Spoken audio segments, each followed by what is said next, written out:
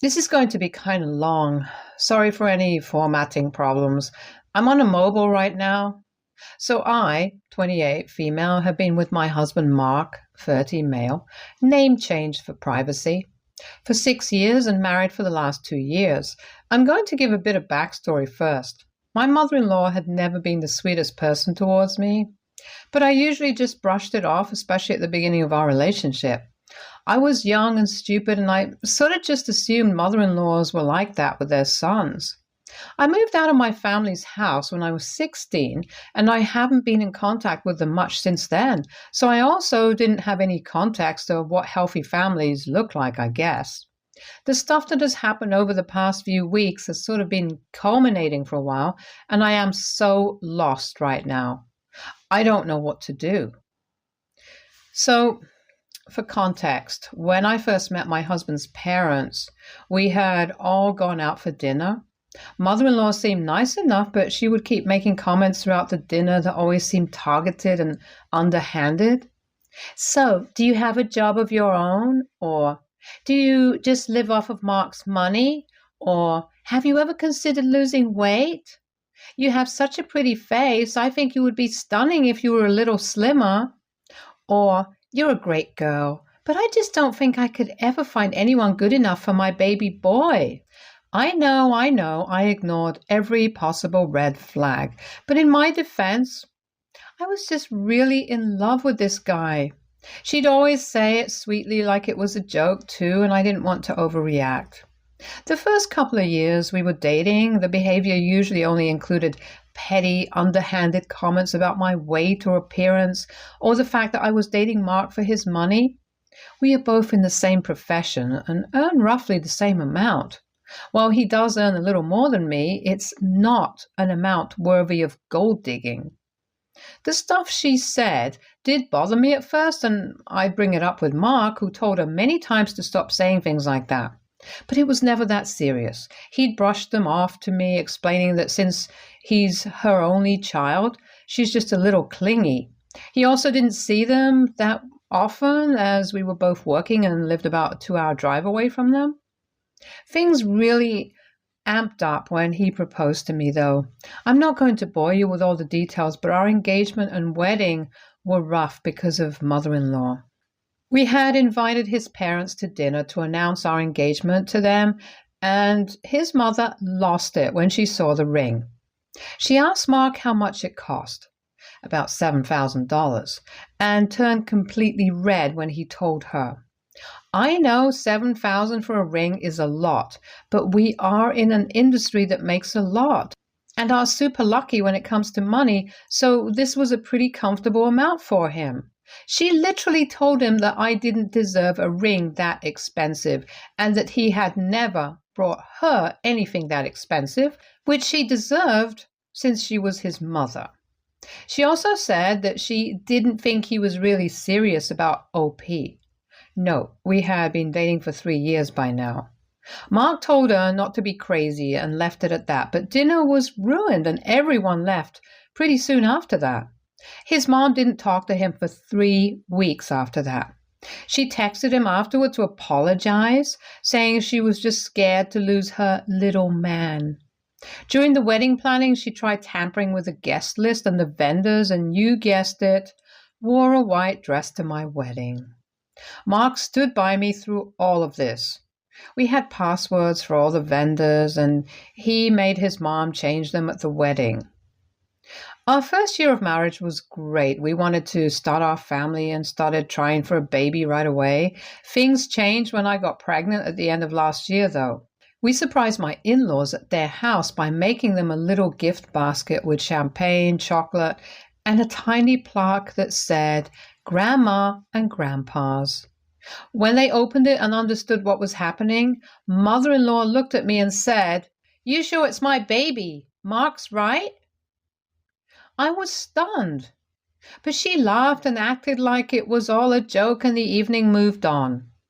This was when she started commenting on my weight a lot more. You've really put on a few pounds, haven't you? Be careful or your husband's eyes might start to wander. And I stayed thin during my whole pregnancy with Mark. You should really stop being so lazy and put effort into looking good for my baby Mark. She talked about women she knew who would pass off another man's child as their husbands, and it always felt super targeted at me.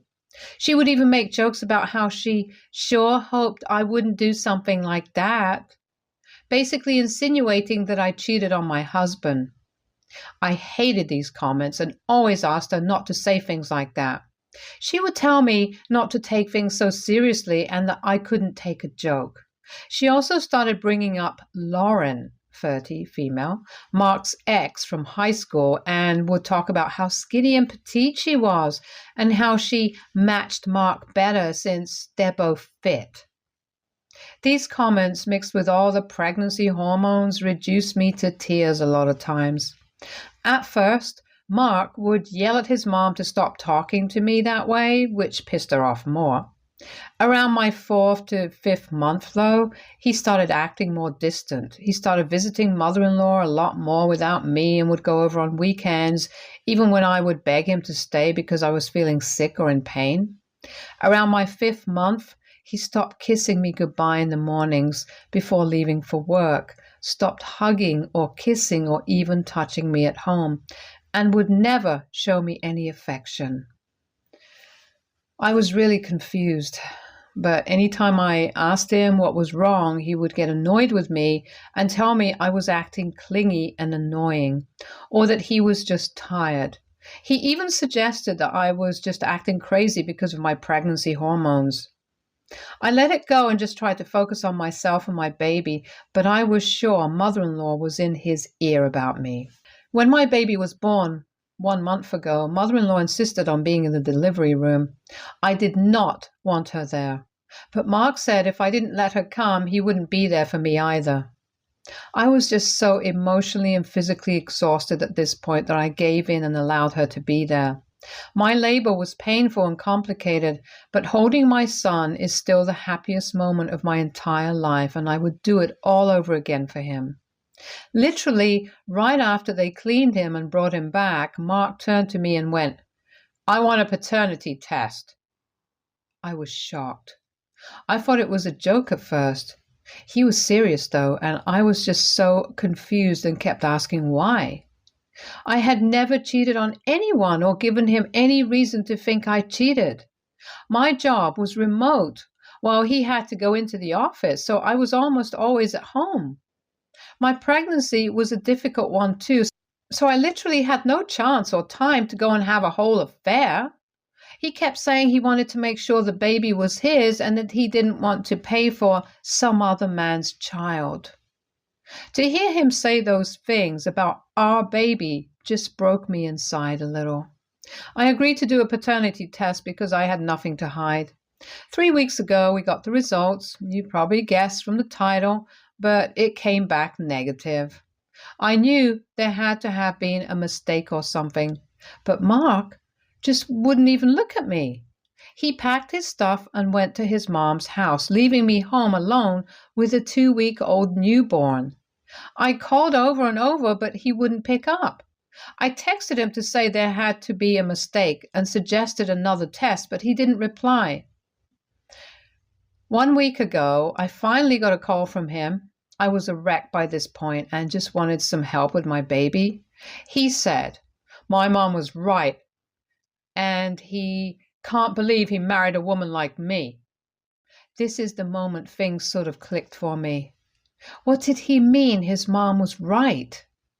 At this point, I was 100% sure she fed him some garbage about me having an affair or being an immoral woman or something. I decided to call mother-in-law yesterday since Mark wouldn't reply to me anymore.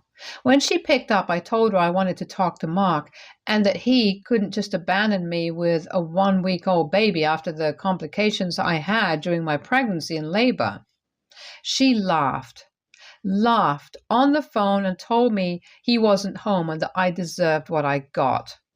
I got really angry at this. I was done with the whole family by this point, and I had my baby to think about now.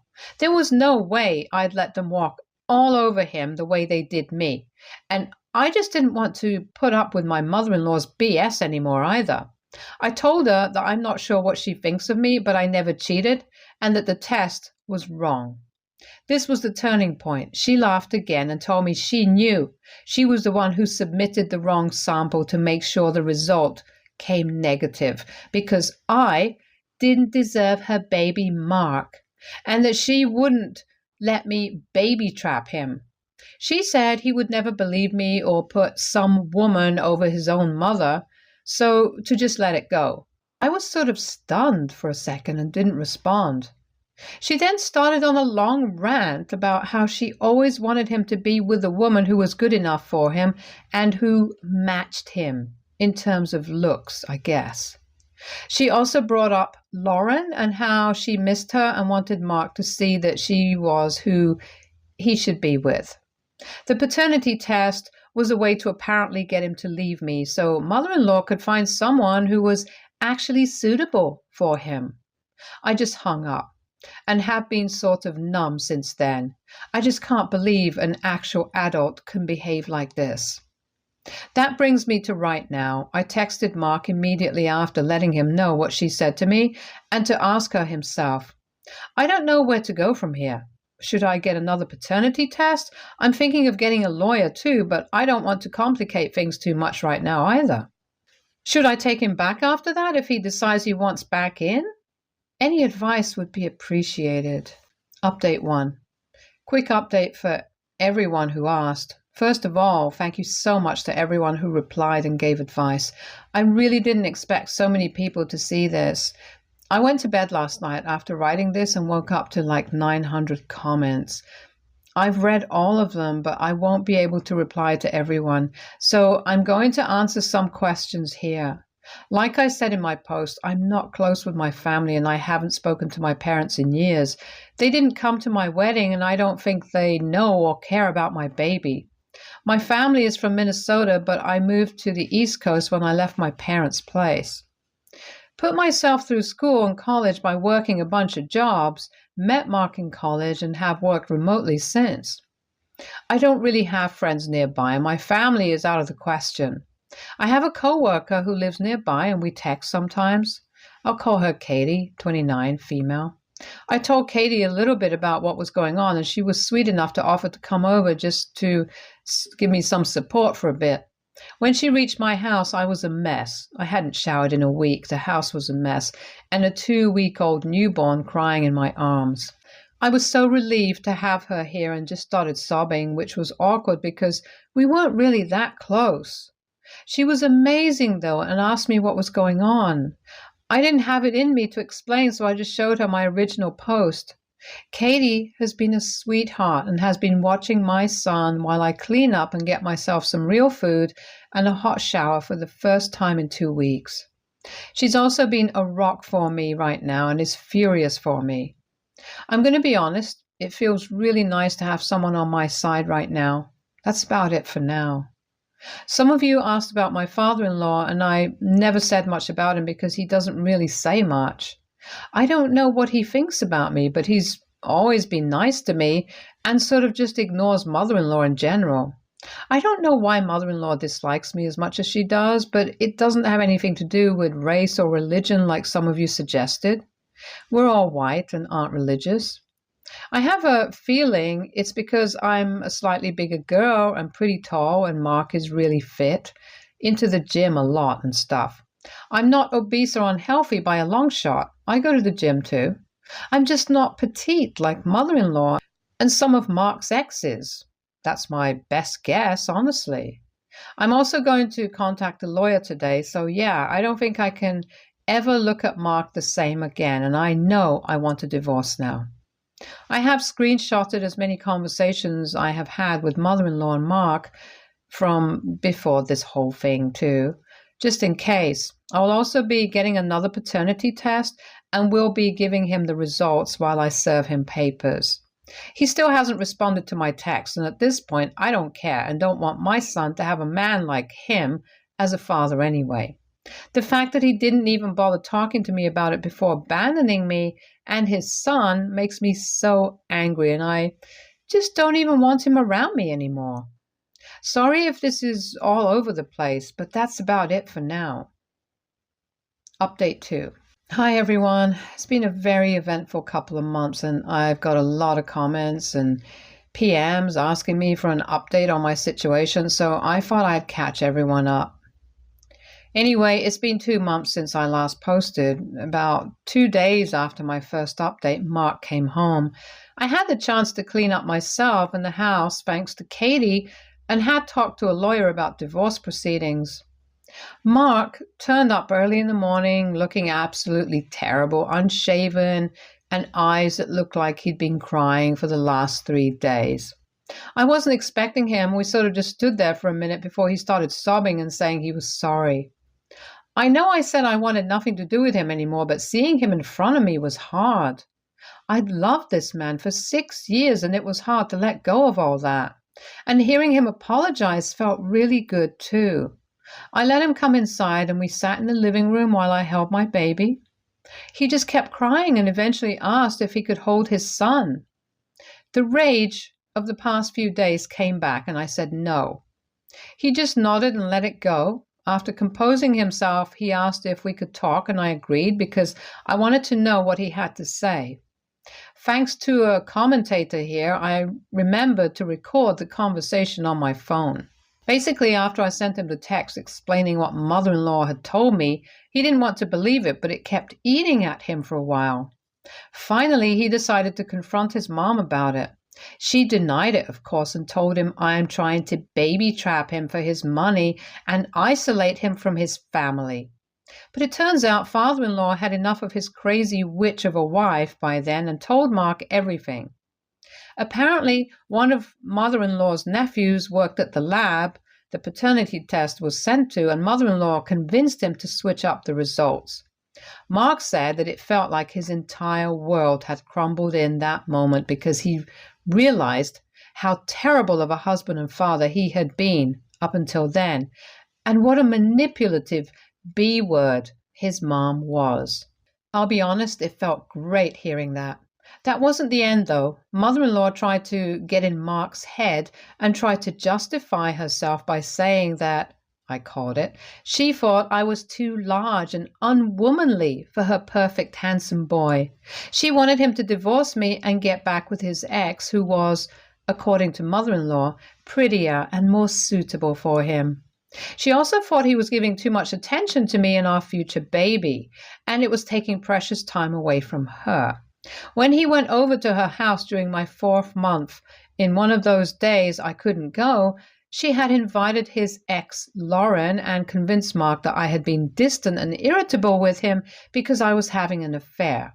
As I said earlier, I had a really hard pregnancy, and tried to make him pay for another man's child. Lauren, who was tiny and admittedly very pretty, laid in on thick too, flirting with him every chance she got.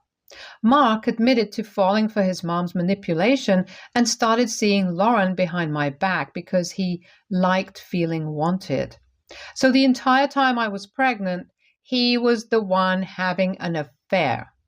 He swore they never slept together and only dated and kissed and stuff like that, as if that makes it better. And he called it off the week before I went into labor out of guilt. After telling me all of this, he begged me to forgive him and take him back, and that he'd do anything for me. He'd cut his mom out from our lives forever, if that's what it took. It was tempting, and I almost caved for a second. But one look at my son, and I remembered everything he put me through over the past 1 year, how he never set boundaries with his mom throughout our relationship, and how he literally had an affair and then abandoned me at my most vulnerable. I told him that after everything that happened during my pregnancy and after our son's birth, that it just wasn't possible and I don't see him the same way or trust him anymore. He cried some more, but eventually agreed to book a hotel nearby. I also told him I wanted to take a real paternity test again, to which he protested, but I insisted, so that was booked for the very next day. Well, the results came back 2 weeks later, and wouldn't you know, he's that father. Cue a lot of crying from him again. Is it bad that I felt kind of vindicated? Last week, divorce papers were finally drafted and I had him served after 2 months of hell. He was a wreck and tried to suggest couples counseling before taking any major steps, but I was 100% done with him. I asked for a 50-50 division of assets and primary custody, which my lawyer says will probably be easily granted thanks to the records I have about how Mark has been with our baby. Mark will get supervised visits on weekends, and mother-in-law is absolutely not allowed anywhere near my baby. Mark says he will not fight me on the terms, out of guilt, and I'm assuming, and rightfully so. Father-in-law reached out on the day Mark was served to apologize to me about not stepping in sooner, and I forgave him because he's a pretty chill guy. From what I know from him and Mark, father-in-law is probably going to leave mother-in-law too. I don't know anything about her, though. She's been blocked since Mark showed up at my door. I'm going to be moving out of our apartment, and while I'm sad and overwhelmed that my marriage has turned out like this, I'm hopeful for the future, finally. So yeah, that's what's been going on lately. I'm probably not going to update for a while now. Time to focus on me and my son now. I would just like to thank everyone who reached out for advice and support. I'm really grateful and would probably not have gotten this far without it. Update 3. Wow, I forgot about this account. It's been a year since I posted last, and I deleted Reddit off my phone and kind of forgot about it. This is going to be a short update for those who want to know. My divorce is going to be finalized next month. The proceedings were kind of drawn out because Mark decided he didn't want to give me the majority of the custody anymore and didn't want supervised visits. My lawyer was a beast, though, and with the recordings I had of his admission of his behavior and my pregnancy, and afterwards, chances are I'm going to get what I want. My baby is 14 months old and the sweetest little boy now. We have moved across the state and have a nice little apartment, and thanks to my job, I'm able to spend most of my time with him. I've also started going out more and joined Pilates and a book club, so I definitely have some new friends here too. Things have been tough with the divorce and moving and trying to parent my son all alone, but I've also felt so much better without Mark and his witch of a mom making my life miserable. I should have seen the red flags the first time when this man continuously put his mother before his own pregnant wife. But you live and you learn, and I will not be making a mistake like that ever again. I don't know if I'm open to a relationship again, but for now, I want to be there for my son as much as possible. I don't think I'm going to update again, but I think I'm in a much better place now than I was last year, and I appreciate everyone who wished me well here. Stay tuned for more stories from our girl relationships.